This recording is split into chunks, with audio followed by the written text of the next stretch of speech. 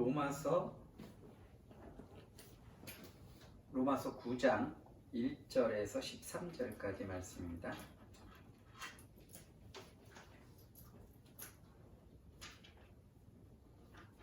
로마서 9장 1절에서 13절까지 말씀 제가 봉독해 드리겠습니다.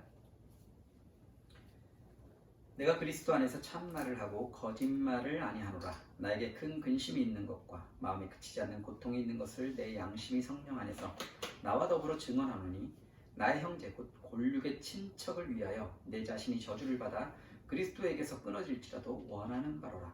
그들은 이스라엘 사람이라. 그들에게는 양자됨과 영광과 언약들과 율법을 세우신 것과 예배와 약속들이 있고 조상들도 그들의 것이요 육신으로 하면 그리스도가 그들에게서 나셨으니 그는 만물 위에 계셔서 세세의 찬양을 받으실 하나님이시니라. 아멘. 그러나 하나님의 말씀이 폐하여진 것 같지 않도다. 이스라엘에서 난 그들이 다 이스라엘이 아니요 또한 아브라함의 씨가 다 그의 자녀가 아니라 오직 이삭으로부터 난 자라야 내 씨라 불리리라 하셨으니 곧 육신의 자녀가 하나님의 자녀가 아니요 오직 약속의 자녀가 씨로 여기심을 받느니라. 약속의 말씀은 이것이니 명년 이때 내가 이르리니 사라에게 아들이 있으리라 하심이라. 그뿐 아니라 또한 리브가가 우리 조상 이삭 한 사람으로 말미암아 임신하였는데 그 자식들이 아직 나지도 아니하고 무슨 선이나 악을 행하지 아니한 때에 택하심을 따라 되는 하나님의 뜻이 행위로 말미암지 않고 오직 부르시는 이로 말미암아 서게 하려 하사 리브가에게 이르시되 큰 자가 어린 자를 섬기리라 하셨나니 기록된 바 내가 야곱은 사랑하고 에서는 미워하였다 하심과 같으니라. 아멘.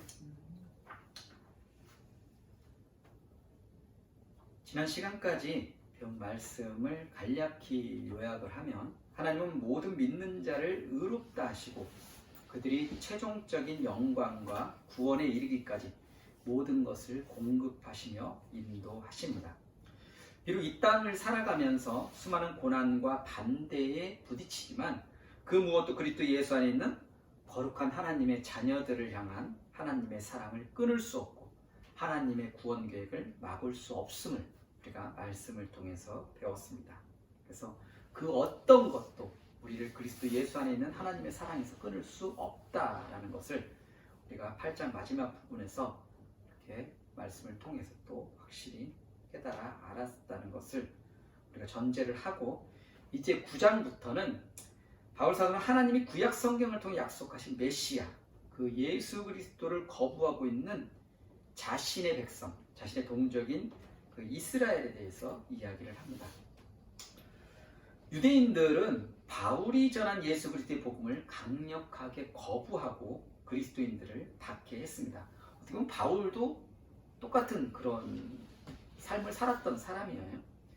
그래서 예수 그리스도를 믿는 유대인들 중에서는 여전히 할례를 행하고 율법을 준수하는 것을 구원의 조건으로 여기거나 특권, 이것은 우리들만의 특권이고 구원은 우리한테만 주어지는 하나님의 그 선물이다라고 여기는 그런 유대인들이 꽤 많았다라는 겁니다. 때문에 사도 바울은 과거 구약 시대에도 그 구속 역사는 이스라엘 민족을 중심으로 전개되긴 했고 또 이스라엘 민족 전체가 다 구원받는 것은 아니면 그 중에서 이제 구약 성경에서 가장 많이 나타나는 게 뭐냐면 남은 자 사상이에요. 그러니까 남은 자만 하나님이 구원하시는 그런 이야기들이 많이 있어요. 그래서 약속의 자녀들만 하나님께서 그렇게 구원하신다라는 것을 상기시키면서 이제 이스라엘은 이 같은 인간 구원에 대한 하나님의 절대 주권을 똑바로 바로 이해를 해야 된다는 거예요. 어리석게 그렇게 어떻게 보면 복음을 잘 깨닫지 못하고 자꾸 멸망의 길로 갈 것이 아니라 그래서 구원이라는 것은 어떻게 보면 율법의 행위로 주어지는 것이 아니라 예수 그리스도를 믿음으로 그래서 하나님의 의를 우리가 얻게 되었다라는 것을 보여주고자 기록한 그런 말씀이라고 볼 수 있습니다. 그래서 어떤 분들은 언뜻 이 9장에서 11장까지의 말씀이 삽입된 부분이다 또는 완전히 독자적인 그런 섹션이다라고 하는 분들도 있어요. 그래서 이 말씀이 없어도 바로 8장에서 12장으로 바로 연결이 돼요. 그렇기 때문에 아마 이 말씀 자체는 독립된 섹션이라고 이렇게 보시는 분들도 있어요. 그런데 로마서의 주제인 1장 16절에서 17절에 보면 바울은 복음에는 하나님의 하나님의 언약적인 그런 신실하심이 나타났다라고 선언합니다. 그리고 8장 29절 30절에 보면 하나님은 미리 정하시고 부르신 자들 또한 의롭다 하시고 의롭다 하신 그들을 어떻게 한다고? 마지막에 영화롭게 하신다는 거예요. 그리고 끝부분에 가서는 어떤 피조물도 하나님의 백성을 하나님의 사랑에서 끊을 수 없다라고 이렇게 단언합니다. 그러므로 바울은 9장에서 11장에 이르는 이 부분에서 이스라엘과 관련해서 하나님의 의에 대하여 말하고 있다는 거예요. 비록 이스라엘은 메시아인 예수 그리스도를 배척하고 불신앙에 빠졌지만 하나님은 그들에게 신실하심과 자비를 베푸신다는 겁니다. 하나님의 신실하심이 인간의 불신앙과 불신실함을 극복하는 것이다. 여기서 문제가 되는 것은 하나님을 신뢰한 모든 사람을 향한 하나님의 은혜의 확실성이며 하나님의 말씀에 대한 신뢰도와 하나님의 계획이 열배를 맺을 수 있게 하는 능력에 관한 것인데 이것은 이미 성경 여러 곳에 이미 증거하고 있다는 겁니다. 이사야 55장 10절 11절에서 또한 이 부분에 대해서 찬양하고 있어요. 그 말씀을 보면 이는 비와 눈이 하늘로부터 내려서 그리로 되돌아가지 아니하고 땅을 적셔서 소출이 나게 하며 싹이 나게 하며 파종하는 자에게는 종자를 주며 먹는 자에게는 양식을 준 것 같이 그 다음 말씀 내 입에서 나가는 말도 이와 같이 헛되이 내게로 되돌아오지 아니하고 나의 기뻐하는 뜻을 이루며 내가 보낸 일에 형통함이니라. 그래서 오늘 본문 9장 1, 2절 말씀에 보면 바울은 자기의 정직성을 강력하게 선언합니다. 내가 그리스도 안에서 참말을 하고 거짓말을 아니하노라. 나에게 큰 근심이 있는 것과 마음에 그치지 않는 고통이 있는 것을 내 양심이 성령 안에서 나와 더불어 증언하노. 무엇에 대한 정직성이냐면 바울은 자기 동족이 예수 그리스도의 그 십자가 복음을 버리고 어리석게 그 구약의 율법에 얽매여서 살아가는 것이 너무나 안타깝다라는 거예요. 그래서 자기한테 지금 큰 근심과 마음에 그치지 않는 고통이 있다라는 거예요. 그게 동족을 향한 사랑이다라는 거예요. 근데 바울의 그 사역이 이제 이방 그 동족들이 믿지 않기 때문에 이방인들에게로 향하잖아요. 이방인들에게로 향했기 때문에 오히려 그걸로 인해서 더 이제 유대인들로부터 더 많은 박해를 받고 어떻게 보면 배척을 당하는 거예요. 그러니까 너는 우리나라 말로는 매국노 매국노. 그러니까 일제 시대에 일제 앞잡이 하는 것과 똑같은 이제 그런 식으로 이제 매국노라고 취급을 하는 거예요. 어떻게 하나님의 백성인 우리를 버리고 저 할례 받지 못한 백성들에게 구원의 복음을 전할 수 있냐? 이건 마땅치 않다라는 거예요.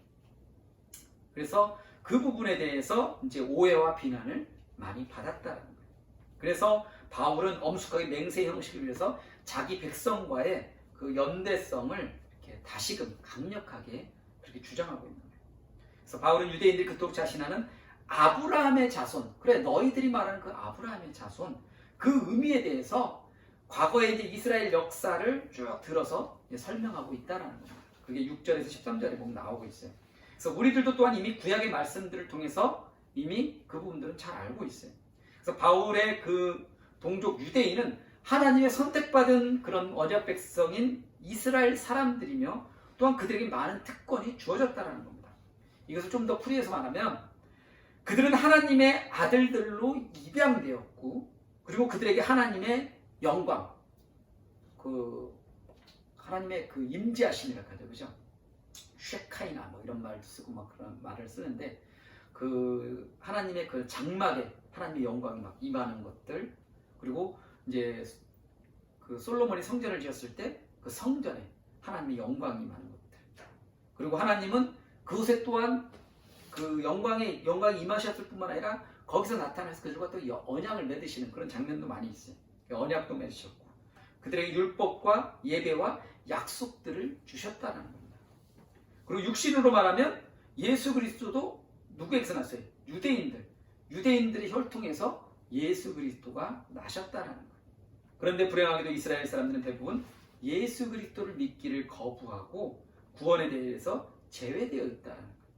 이런 비극적인 사실들 때문에 바울은 깊은 고통을 느끼면서 자기 동족이 구원을 받을 수만 있다면 자신은 저주를 받아서 그리스도에게 끊어질지라도 자기는 그 저주를 달게 받겠다라고 말하고 있다는 겁니다. 오늘 본문 3절 말씀을 보면 나의 형제 곧 고륙의 친척을 위하여 내 자신이 저주를 받아 그리스도에서 끊어질지라도 설령 그렇게 될지라도 내 종족들이 구원을 받을 수 있다면 나는 그걸로 됐다.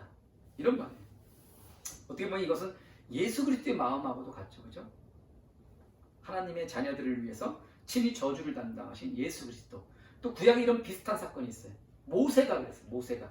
모세가 이제 시내산에 올라갔을 때 하나님의 십계명을 받고 있는 그 40일 기간 동안에 이스라엘 백성들이 밑에서 야 모세 죽었는가 보다. 왜냐면 40일 동안 산에 올라갔는데 아무것도 안 먹고 거기서 40일 동안 견딜 수 있는 사람이 없잖아. 그러니까 모세는 죽었나 보다. 그러면 야 이제 우리를 인도한 진짜 신을 한번 우리한테 보여달라. 그래서 막 아론한테 아론을 부추겨가지고 그들이 금을 막 걷어가지고 그걸로 금송아지를 만들잖아. 금송아지를 만들어 놓고 이것이 우리를 저 애굽에서 인도해낸 그 하나님이시다 이렇게 말한 거야. 금송아지를 만들어 놓고. 그러니까 모세가 이제 시내산에서 딱 내려왔을 때 그걸 보고 열이 받은 거지 뭐. 열이 막 받쳐가지고 자기가 그 받은 하나님의 그 십계명 돌판을 집어 던져. 그러니까 모세도 어떻게 보면 좀 그 부분은 약간 좀 교만한 부분도 있었죠. 하나님께 받은 돌판인데 집어 던진 거야.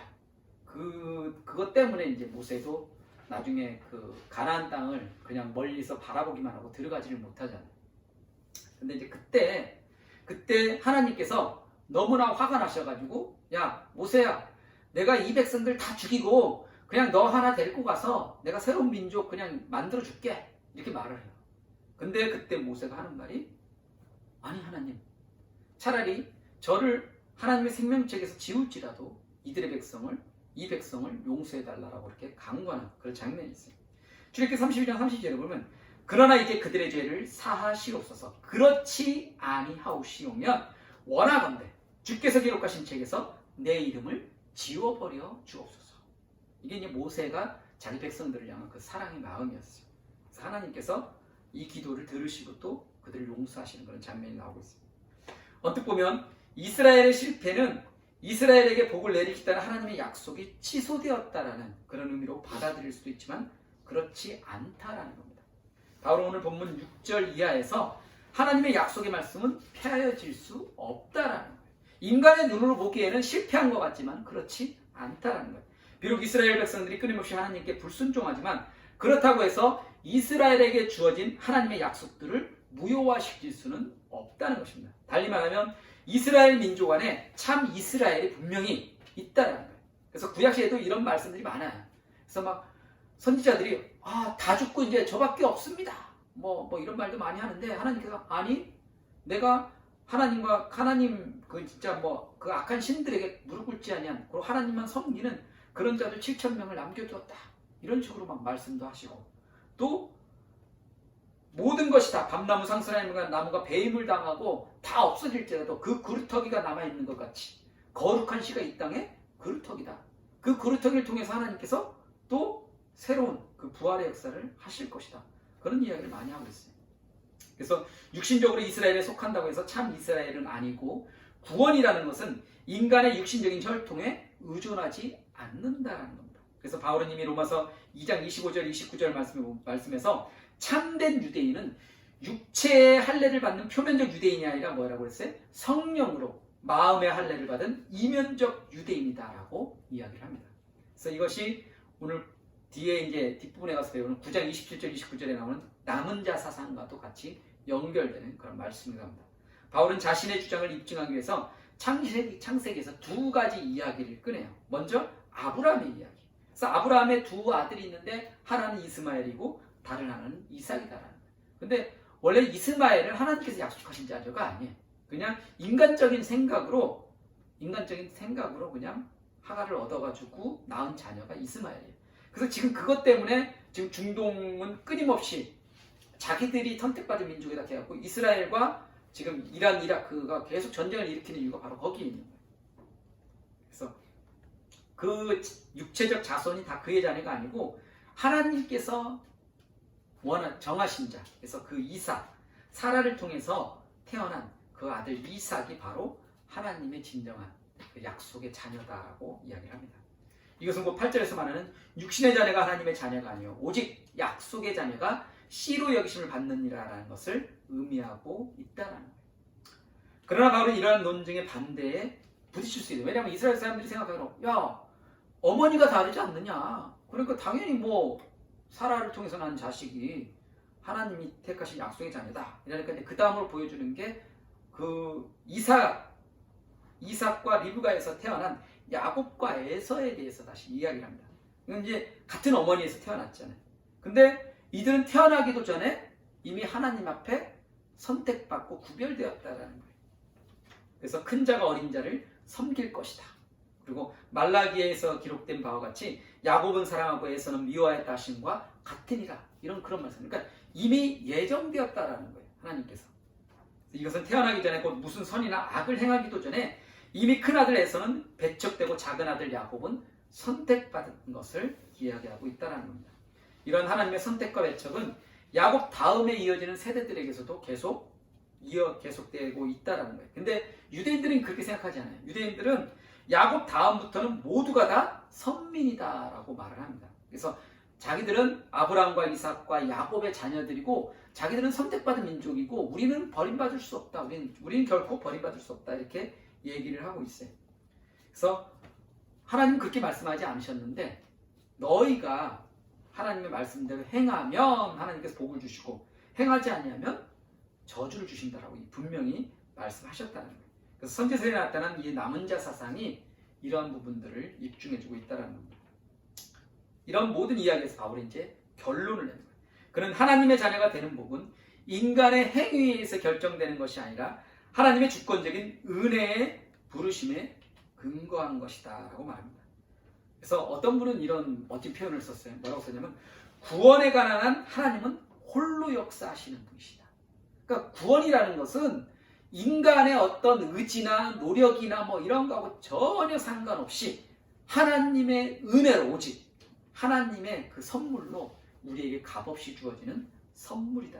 그래서 구원에 관한 하나님은 홀로 역사하시는 분이시다라고 이야기를 했어요. 그래서 이 본문의 말씀들을 통해서 우리는 바울의 어떤 동족의 자기 민족을 사랑하는 그 마음도 볼 수 있고 그리고 어떻게 보면 하나님을 배척한 그 이스라엘 모습과 지금 교회의 모습도 이런 부분들이 많이 있다는 거예요. 우리는 하나님을 섬긴다 하면서도 실제적으로 하나님보다 뭐예요? 세상적인 가치 기준을 더 섬기고 교회가 타락한 가장 큰 이유가 뭐냐면 교회가 세상과 타협하면서 자꾸 세상적인 그런 문화나 이런 것들을 받아들이고 세상적인 문화를 자꾸 이렇게 답습해가는 거예요. 그러니까 옛날에는 교회가 세상 문화를 바꿨는데 지금은 오히려 세상 문화가 교회를 바꿔가고 있다는 거예요. 그러면서 교회가 점점 세속화되어 가고 있는 거예요. 교회가 세속화되면서 하나님의 어떤 그런 영광을 자꾸 가리는 그런 부분이 됐다는 거예요. 그렇기 때문에 우리는 늘 겸손하게 우리가 하나님 자녀 되었다는 것을 감사하며 살아야 한다는 겁니다. 하나님께 선택된 것은 우리의 의지나 공로가 절대 아니다는 겁니다. 그것은 전적인 하나님의 은혜입니다. 따라서 우리가 해야 할 일은 그러한 것들에 대해서 늘 감사하며 살아야 한다는 겁니다. 바울이 말하는 결론은 분명하며 그것은 반박할 수 없는 것입니다. 바울은 하나님의 선택된 민족을 통해 온 인류를 축복하기 위한 원하는 목적이 육체적으로 그 민족에 속한 어떤 사람들이 그 목적을 거부하기 때문에 좌절될 수 없다라는 거. 그러니까 이스라엘 백성들이 자신들이 하나님을 배반하고 그것을 거절했다고 해서 그렇다고 해서 하나님께서 이스라엘 백성들을 향한 그 구원이 그치거나 포기한 것이 아니다는 거예요. 하나님의 그 구원의 역사는 반드시 이루어진다는 거예요. 그래서 성경 곳곳에서 예언하고 있는 게 이스라엘 백성들이 나중에는 어떻게 해요? 나중에는 결국 이스라엘 백성들이 돌아온다는 거예요. 지금 그러한 현상들이 지금 실제적으로 이스라엘 백성들 가운데 일어나고 있어요. 옛날에는 유대인들 중에 예수 그리스도를 믿는 자들이 거의 없었어요. 근데 지금은 점점 더 예수 그리스도를 믿는 자들이 늘어나고 있어요. 그러니까 결국 그들 가운데도 복음이 지금 싹트고 있다는 거예요. 그래서 이런 놀라운 역사가 일어나고 있다는 거예요. 그 회복의 역사가 완전히 지금 이루어지고 있다는 거.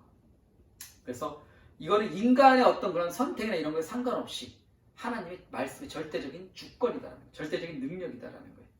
그래서 선택받은 자의 진로와 목적지는 하나님의 선택의 문제이지 생물학적인 출신의 문제가 아니다라는 거예요. 그러므로 그 운명은 하나님의 손에 달려 있다라는 거예요.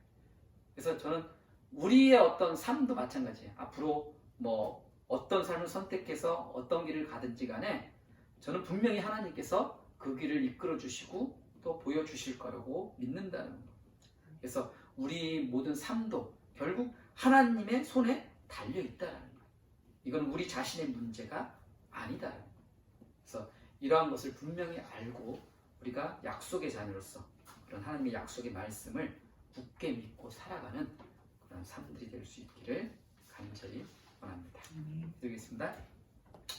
거룩하신 하나님, 진실한 하나님의 약속을 우리가 또한 믿고 따르고 또한 살아갑니다.